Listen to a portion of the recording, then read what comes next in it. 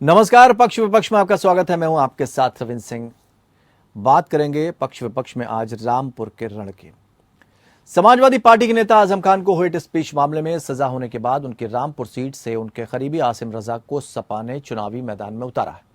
वहीं बीजेपी ने इस सीट पर आकाश सक्सेना पर एक बार फिर से भरोसा जताया। यहां 5 दिसंबर को मतदान होना है और 8 दिसंबर को मतगणना होगी। इससे मुस्लिम बहुल सीट पर जीत के लिए बीजेपी ने रणनीति तैयार की है। वहीं 45 साल में पहली बार आजम खान के परिवार से कोई चुनावी मैदान में नहीं उतरा।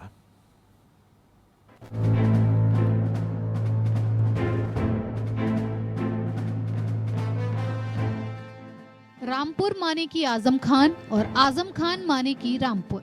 45 साल पुराना ये सियासी रिश्ता इस बार टूट गया। समाजवादी पार्टी की बैठक के बाद आजम खान ने खुद आसिम रजा की उम्मीदवारी का ऐलान कर दिया। हालांकि आसिम रजा को आजम का ही करीबी माना जाता है। इस मौके पर आजम खान ने कहा कि जुल्म और सितम की हद हो गई है। आज किसी की जीत हार का सवाल नहीं है। मेरे साथ जो हुआ है उसे बर्दाश्त नहीं कर सकते हैं। उन्होंने कहा कि जनता ने 45 साल तक साथ दिया है, आगे भी देंगे। 45 बरस जिस शख्स ने आपके हमनवाई की है, 45 बरस और हर वक्त आपके आंसुओं में आपके साथ रहा, हर गाने पर आपके साथ चला, हर कांटे पर आपके साथ चला, उसका नाम किस तरह लिया जाता है। वहीं एक दिन पहले बीजेपी ने उन्हीं आकाश सक्सेना को एक बार फिर उम्मीदवार बनाया। 47 साल के आकाश सक्सेना एक व्यापारी और उद्योगपति होने के अलावा राजनीतिक परिवार से हैं। आकाश सक्सेना के पर्चा दाखिल करते वक्त बीजेपी के वरिष्ठ नेता सुरेश खन्ना और मुख्तार अब्बास नकवी रामपुर पहुंचे। इस मौके पर नकवी आजम खान पर तंज कसना नहीं भूले। उन्होंने कहा कि सियासत की पिच पर नो बॉल की बेवकूफी और हिट विकेट की बदहवासी हमेशा मैदान से बाहर कर देती है। रामपुर का चुनाव कई मायनों में महत्वपूर्ण है और इस चुनाव में भारतीय जनता पार्टी कमल खिलाएगी, क्योंकि एक बात सबको मालूम है कि जो लोग जो है वो नो बॉल की बेवकूफ़ी करते हैं और हिट विकेट की बदहवासी करते हैं, वो मैदान से बाहर हो जाते हैं। इसलिए जो है वो आकाश सक्सेना जी भारतीय जनता पार्टी यहाँ पर कमल खिलाएगी और यहाँ के लोगों के आशीर्वाद के साथ भारतीय जनता पार्टी जीतेगी। आकाश सक्सेना की शिकायत पर ही आजम खान के खिलाफ हेट स्पीच का मामला दर्ज हुआ था। पीएम मोदी और सीएम योगी आदित्यनाथ पर आजम खान की टिप्पणी पर उनकी याचिका पर ही आजम खान की सजा तय हुई और उनकी विधायकी रद्द कर दी गई। यही नहीं, पासपोर्ट मामले से लेकर कुल 41 मुकदमे आकाश सक्सेना ने आजम खान के खिलाफ दायर किए हैं। दरअसल उम्मीदवार आकाश सक्सेना को दोबारा मैदान में उतारने के पीछे बीजेपी की जानी और सोची समझी रणनीति है। पूरी पार्टी एकजुट है, पूरी पार्टी, सभी लोग पूरे तन मन से तैयार हैं इस बात के लिए कि श्री आकाश सक्सेना जी को इस क्षेत्र से नुमाइंदा बनाया गया और उनको निश्चित रूप से विजयश्री दिलानी। दरअसल इसी साल की शुरुआत में रामपुर के उपचुनाव में आकाश सक्सेना ने आजम खान के खिलाफ चुनाव लड़ा था, लेकिन हार गए। अहम बात यह है कि आकाश सक्सेना को यहाँ 76,000 से ज्यादा वोट मिले, जो अपने आप में एक रिकॉर्ड है। आकाश सक्सेना रामपुर में रोजगार को मुद्दा बना रहे हैं। देखिए, रामपुर में सबसे बड़ा मुद्दा जो आज 50 सालों से भी जो मुद्दा है वो रोजगार का है। उसी मुद्दे को लेके चलेंगे। मैंने आपसे पहले भी कहा था कि एक ज़माने में रामपुर उद्योग नगरी के नाम से जाना जाता था। कानपुर के बाद उत्तर प्रदेश में रामपुर का नाम द्वितीय स्थान पर आता था, लेकिन यहाँ के कुछ लोगों ने अपने व्यक्तिगत फायदे के लिए उन सारे उद्योगों को बंद करवाया और रामपुर के युवाओं के हाथों से कलम को छीनकर उनके हाथों में रिक्शाएं देने का काम किया। हमारा पार्टी का इरादा है और पार्टी की सोच भी है कि रामपुर को वापस उद्योग नगरी बनाएंगे और इस बार उत्तर प्रदेश में द्वितीय स्थान पर नहीं, प्रथम स्थान पर लाने का काम। ये भी सच है कि आकाश आजम खान से 55,000 वोटों से हारे थे, लेकिन जाहिर है कि मुस्लिम बहुल सीट में हिंदू वोटों के ध्रुवीकरण की वजह से आकाश को 76,000 वोट मिले। ऐसे में बीजेपी डमी उम्मीदवार उतारकर मुस्लिम वोटों का बंटवारा करवा सकती है। लेकिन भले ही आसिम रजा चुनाव लड़ रहे हों, ये तय है कि रामपुर की सीट पर हमेशा आजम खान और उनके परिवार का सियासी दबदबा रहा है। 1977 से 2022 तक 12 बार विधानसभा चुनाव आजम खान ने लड़े और 10 बार जीते हैं। सिर्फ 2 ही बार वो हारे हैं। लेकिन इस बार आजम खान रामपुर सीट पर आसिम रजा को जीत दिलाकर अपनी बादशाहत कायम रख पाएंगे, ये कहा नहीं जा सकता। या फिर बीजेपी आकाश सक्सेना के बहाने आजम खान की सियासत हमेशा के लिए रामपुर से खत्म करवाने में कामयाब रहेगी, ये भी साफ तौर पर कहना मुश्किल है। Bureau report, APN news. तो रामपुर के रण पर होगी बात और आजम खान की साख एक बार फिर से दांव पर लगी। भले ही आजम खान ना हो, लेकिन कहा जा रहा है रामपुर मतलब आजम खान मतलब रामपुर। 45 साल तक उन्होंने राज किया यहाँ पर, एक लगाव था। और ये कहा जाता है, चूंकि अभी आसिफ खान की जहाँ तक बात की जाए, जो प्रत्याशी हैं उनको लेकर ये कहा जा रहा है, आसिम को लेकर, कि जो रामपुर है उसमें सबसे ज़्यादा भागीदारी रही है वो आजम खान की रही है। लेकिन असल में क्या होता है कि जब समीकरण बदलते हैं तो बहुत सारी चीज़ें बदलती हैं, सत्ता बदलती है तो बहुत सारी चीज़ें बदल जाती हैं। यहाँ किस तरह की स्थिति बनेगी इसको हम देखेंगे। 3 खास मेहमान इस चर्चा में हमारे साथ शामिल हैं। कंचन द्विवेदी भारतीय जनता पार्टी की तरफ से हैं और कपिल श्रीवास्तव समाजवादी पार्टी की तरफ से हैं। रत्नेश मिश्रा कांग्रेस की तरफ से अपनी बात रखते हुए नजर आएंगे। और सबसे पहले आपके पास आना चाहेंगे कपिल जी, एक बड़ी चुनौती है यहाँ पर समाजवादी पार्टी के सामने, क्योंकि उनका ये गढ़ कहा जाता है और इतने वर्षों तक लगभग 9 बार जो है आजम खान वहाँ पर सत्ता में रह चुके हैं, अपनी कुर्सी कायम रख सके हैं, लेकिन पहली बार इस तरह की चीज़ें देखने में आ रही हैं। आपके सामने सबसे बड़ी चुनौती होगी।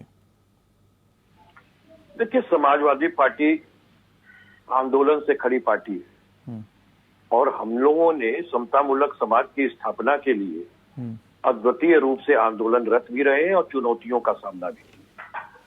जहां तक राजनीतिक चुनौती सीट को जीतने और हारने को लेकर के है, तो समाजवादी पार्टी मुतमईन है इस बात से, क्योंकि रामपुर की जनता की जो सेवा और सत्कार के साथ आजम खान साहब ने की हुई है, आज उनके साथ जिस तरीके से नाइंसाफी हुई है, आज उनके साथ जिस तरीके से बदले की कार्रवाई की जा रही है, आज उनके साथ सुप्रीम कोर्ट के तमाम ऐसी दलीलें रही हैं जमानत के समय में, जिसने सरकार को कहीं ना कहीं कटघरे पे खड़ा किया है।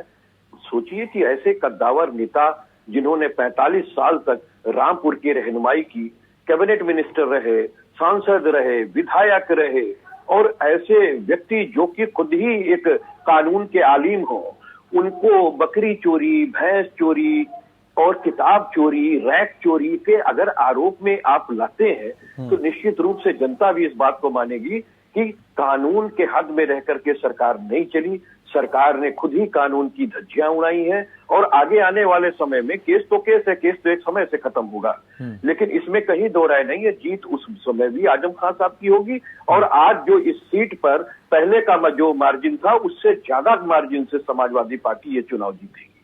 ठीक, कंचन जी, कुछ भी कर लीजिए, आजम खान मतलब रामपुर, रामपुर मतलब आजम खान।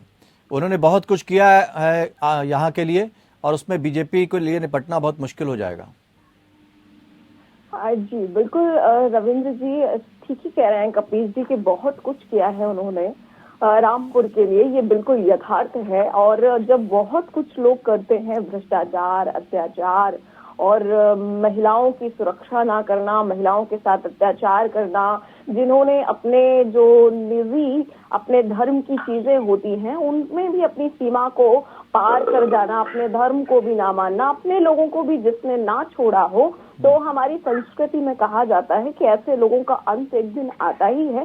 कितने भी साल वो राज्य कर लें, कितने भी दिनों तक वो कायम रह जाए। कंस का भी हुआ, रावण का भी अंत हुआ, अत्याचार का एक अंत होता है। रामचरितमानस की चौपाई मुझे याद आ रही है, उग्रई अंत न होए निबाहु, काल ने निजि रावण राहु। तो ये तो फिर केवल आजम खान हैं, इनका अंत इस बार हुआ है क्योंकि भ्रष्टाचार का अंत होना निश्चित होता है, ये प्रकृति का विधान है और प्रकृति ने आज उनको वहां लाकर खड़ा कर दिया है। आप कहते रहिए कि वो आप मुकदमे झूठे हैं, आप कहते रहिए कि उनके ऊपर झूठ कार्रवाई की गई, आप कहते रहिए, लेकिन जो जनता चीख चीख करके बोल रही है, रविंद्र जी आपने भी मीडिया के सामने देखा होगा, लोग जो जमीनी स्तर पर होते हैं उन्होंने भी मीडिया के सामने चिल्ला चिल्ला करके कहा अपने उपचुनाव से लेकर के अभी तक के कि हाँ हम लोग बहुत पीड़ित थे और उनके अत्याचारों से दबे हुए थे, वो दबाव में आकर भी हमसे बहुत सारी चीजें करवाते थे। तो इन सारी चीजों को हम देख सकते हैं और आज उसका फल उनको मिल रहा है, क्योंकि कभी भी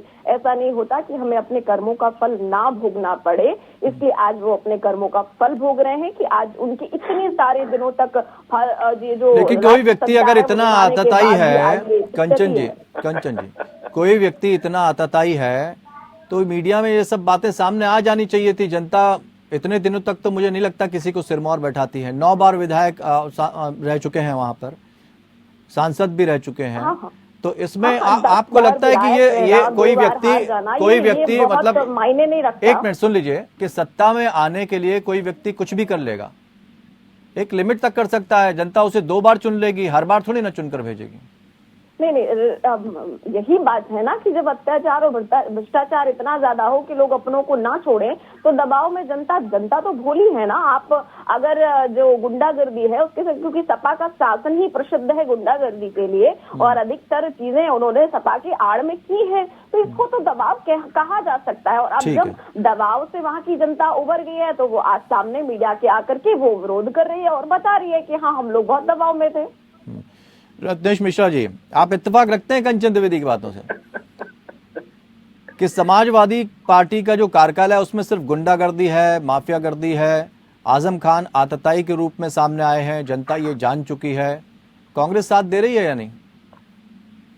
देखिए, पहली बात तो ये कि भारतीय जनता पार्टी का एक बहुत बड़ा चरित्र रहा है अपने दामन में न झांकते हुए दूसरों के ऊपर कीचड़ उछाल देना। शायद कंचन जी को नहीं पता है कि उत्तर प्रदेश के जो माननीय मुख्यमंत्री जी हैं उनके ऊपर हत्या का प्रयास जैसा संगीन मामला दर्ज है। ठीक है, और एक नहीं 2 मामले दर्ज है। उनके ऊपर गोरखपुर में खेती वाली जमीन को विस्फोटक पदार्थों से द्वारा उड़वा कर उसको बंजर बनाने का मुकदमा दर्ज है। मतलब जिस व्यक्ति के ऊपर इस धरती माँ की उर्वरकता को खत्म करने जैसा अपराध करने का मुकदमा दर्ज हो, उस व्यक्ति को ये प्रधानमंत्री बना देते हैं और उसके बाद दूसरों के ऊपर कीचड़ उछालते हैं। आप देखिए आजम खान जी का क्या रहा है क्या नहीं रहा है वो तो समाजवादी पार्टी जाने, लेकिन अगर मैं इस बात से जरूर इत्तेफाक रखता हूँ कि अगर आजम खान इतने आतताई होते तो जनता उन्हें इतने दिनों तक अपने सिरमौर पे बिठा के न रखती। और नहीं, जिस चश्मे से भारतीय जनता पार्टी की तरफ से देखा जा रहा है उस चश्मे से कांग्रेस देख रही है आजम खान को, कहीं भी ऐसी चीज नजर आई आपको? नहीं, देखिए बिल्कुल, देखिए जो कांग्रेस पार्टी है वो सदैव सबको एक पंथ निरपेक्ष तरीके से व्यवहार करती है देश के लोगों के साथ। मुझे लगता है कि अगर किसी ने कोई अपराध किया है तो उसका निर्धारण न्यायालय को करने दिया जाए, किसी पॉलिटिकल पार्टी के नेता या प्रवक्ता को कोई निर्धारण करने का अधिकार नहीं है। नहीं तो यहाँ जातिगत समीकरण तय करेंगे कि जीत किसकी होगी या ये आरोप तय करेंगे, क्योंकि कई बार ऐसा होता है अगर आप किसी के खिलाफ कोई कार्रवाई करते हैं और वो उसमें बाद में सही पाया जाता है या जनता देख रही है तो जो शहर आपको पसंद करता है वो और ज्यादा तादाद में वोट देता है। आजम खान अगर आतताई है तो जनता नकार देगी, आजम खान अगर आतताई नहीं है तो जनता फिर भारी बहुमत से जिताएगी। लेकिन इसमें लग रहा कि कहीं कुछ ऊंच नीच जरा सी होती तो आजम खान बाहर हैं, फिर बिल्कुल समाजवादी पार्टी की पकड़ इस शहर से खत्म हो जाएगी। देखिए, मुझे लगता है कि समाजवादी पार्टी का एक बहुत बड़ा गढ़ रहा है रामपुर, तो वहां पर भारतीय जनता पार्टी के लिए चुनौतियां हैं और ये बात करना आसान है कि वो आजम खान को उखाड़ के फेंक देंगे। जैसे मैं एक उदाहरण देता हूँ, हमारे यहाँ गोंडा में एक सांसद है बृजभूषण शरण सिंह, वो किसी भी पार्टी से लड़ जाएंगे, सांसद बनेंगे और उन्होंने भारतीय जनता पार्टी से 4 बार सांसद रहने के बावजूद भारतीय जनता पार्टी के खिलाफ विद्रोह करके चुनाव लड़ा और सांसद बन के आए। भारतीय जनता पार्टी के प्रत्याशी के खिलाफ उन्होंने नवाबगंज की नगर पालिका में अपना कैंडिडेट उतारा और उसे जिता के लेके आए। तो क्या भारतीय जनता पार्टी से ज्यादा प्रभाव उनके एक सांसद का उस क्षेत्र में इससे सिद्ध होता है? तो जिस प्रकार बृजभूषण सिंह की अपनी एक जमीनी पकड़ है गोंडा जनपद में, उसी प्रकार रामपुर में आजम खान की है। आप खुद ही सोचिए कि सतेंद्र सिंह जो थे वो बृजभूषण सिंह के प्रत्याशी थे, और जो क्या कहते हैं वहाँ की एक पूर्व हुआ करती थी, उनका नाम मैं भूल रहा हूँ, महिला थी, उनकी अब मृत्यु हो गई, वो भारतीय जनता पार्टी की कैंडिडेट हुआ करती थी। और सत्येंद्र सिंह निर्दलीय, जिनको बृजभूषण सिंह का समर्थन प्राप्त था, वो चुनाव जीत जाते हैं, वो भाजपा का ऑफिशियल कैंडिडेट चुनाव हार जाता है। ठीक। और जबकि पूरी जनता जानती थी कि सत्येंद्र सिंह को बृजभूषण सिंह जी का माननीय सांसद भाजपा का समर्थन प्राप्त है। कपिल जी, एक बात हम और समझना चाहेंगे, क्योंकि जिनको टिकट दी गई है, जिन पर बड़ा भरोसा आजम खान, असीम रजा के ऊपर दिखा रहे हैं, लोकसभा का उपचुनाव भी लड़वाया था, 42,048 वोटों से उनकी हार हो गई। अब यहाँ पर भी उन पर भरोसा आप जता रहे हैं, यहाँ भी ऐसे ही कुछ ना हो जाए। और सबसे खास बात जो देखने में आई समाजवादी पार्टी की और भारतीय जनता पार्टी के बीच का एक गैप को भी हम समझ लेते हैं, वो भी सवाल का जवाब दे दीजिएगा कि वहाँ नेटवर्किंग के जरिए काम होता है। सारे के सारे नेता एक साथ दिखते हैं, जुटते हैं, क्या प्लानिंग करनी है, पूरा अपना रोड मैप तैयार करते हैं। समाजवादी पार्टी के बड़े नेता नजर ही नहीं आते हैं, वो हर चुनाव को छोटे में क्यों लेते हैं? आकलन कहीं गड़बड़ होता है। देखिए, सबसे पहले हम ये इस बात का जवाब दे दें आसिम रजा को। आसिम रजा साहब बहुत लोकप्रिय नेता हैं। आजम साहब के बाद उनकी पकड़ रामपुर पे बहुत है और उनके अपने लोगों पर। जो आजम खान साहब के साथ अपने लोग हैं, जिनके ऊपर वो भरोसा करते रहे, उनमें सबसे ज्यादा आसिम रजा साहब रहे और समाजवादी पार्टी स्वयं उन पर बहुत भरोसा करे। अब मैं दूसरी बात आपको कहूं कि लोकसभा का इलेक्शन एक बड़ा इलेक्शन होता है, जिसमें कई विधानसभा की सीटें उसमें आती हैं, और उसमें अगर 47,000 मतों से हम पीछे रह गए तो उसके पीछे जो सबसे बड़ा कारण था वो शासन और प्रशासन का जिस तरीके से दुरुपयोग किया गया है शक्तियों का, वो अद्वितीय था। और ये किसी के भी शासनकाल में हो तो आसान नहीं होता है। अब मैं दूसरी बात कहता हूँ कि जो आपने ये कहा कि समाजवादी पार्टी ने एक बाकायदा अपने स्टार प्रचालक की लिस्ट बनाई है, वो जाएगी। आजम साहब खुद में हमारे सब बहुत बड़े नेता है, कद्दावर नेता है, पार्टी के फाउंडर मेंबरों में एक है, उनकी पकड़ है और उनकी तो डिमांड पूरे उत्तर प्रदेश में है, पूरे उत्तर प्रदेश के अंदर है। तो मैं इस बात को ये कह रहा हूँ, और हमारी बहन जो कह रही थी कि आताताई है, मैं सिर्फ एक बात पूछना चाहता हूँ, उन पर ना तो 302 का कोई केस है, उन पे ना कोई 307 का केस है, उन पे ना कोई 326 और 325 का केस है, उनके ऊपर ना 376 का। लेकिन वही योगी आदित्यनाथ पे 302 का केस है। मिश्रा जी सुधार लीजिए अपनी जानकारी। ये जो 302 का केस है, ये महाराजगंज कोतवाली का मामला है। नहीं, लेकिन फर्जी डिग्री के ऊपर, फर्जी डिग्री को लेकर किसके ऊपर केस है? अरे वो तो बहुत से लोगों ने लगाई थी, इनकी कैबिनेट मिनिस्टर ने, और भी देखिए कोई एक हमारे प्राइम मिनिस्टर हैं जो साहब एमए बाद में करते, एमए जो है वो पहले कर लेते हैं और स्नातक बाद में कर लेते हैं, उन पर भी तो होना चाहिए ना। और मैं दूसरी बात कह रहा हूँ, ये तो मामला वो तो सबूत के तौर पर, भाई कानून तो सबूत मानता है, कानून पे भरोसा नहीं है आपको। इसीलिए तो कह रहे हैं, मैं इसीलिए कह रहा हूँ कि जो चीजें ऑन एविडेंस होंगी वो तो दस्तावेजी साक्ष्य प्रस्तुत करेगी अदालत में। और हम ये पूछ रहे हैं 419, 20, 67, 68, 471 का कहाँ मामला है? वो तो मात्र 419 और 420 का मामला है। ट्रायल बाय मजिस्ट्रेट है, ठीक है, ट्रायल बाय मजिस्ट्रेट है, ना तो सेशन कोर्ट। मैं चूंकि एडवोकेट हूँ इसलिए एक गंभीर आरोप यहाँ पर लगा रहे हैं दूसरी चीज कपिल जी, उनका कहना है कि प्रशासन का गलत इस्तेमाल होता है, तो ऐसे तो कोई भी चुनाव जीता जा सकता है। जो 302 करता है, जो 376 करता है, रत्नेश जी कुछ कहना चाह रहे हैं, फिर आपके पास अकबर है जिसने 32 महिलाओं पत्रकारों का बलात्कार किया, वो उसको मंत्री पद से तो हटा दिया, लेकिन FIR कायम नहीं किया भारतीय जनता पार्टी ने। आपने खुद देखा कि जिस तरीके से चिन्मयानंद स्वामी बहन बेटियों से तेल मालिश करा रहे थे, जिस तरीके से यौन अत्याचार किए, आज योगी आदित्यनाथ की सरकार ने उस पर से केस हटा लिया, और बेटी जो है शाहजहांपुर की ब्राह्मण घर की बेटी है, वो जेल के अंदर है। ठीक है, तो ये सोचना ठीक है, जवाब ले लेते हैं, एक मिनट रावण भी रहता था।